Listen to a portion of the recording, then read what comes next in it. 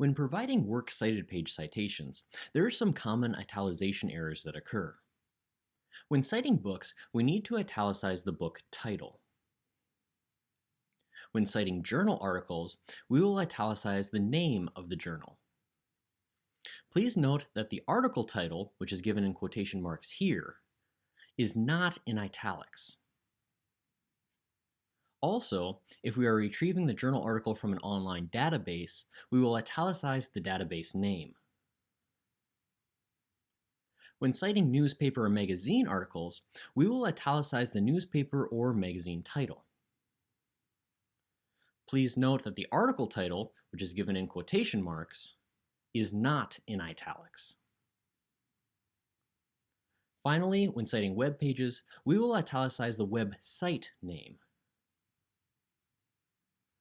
By italicizing these portions of our citations, we can create a properly formatted works cited page.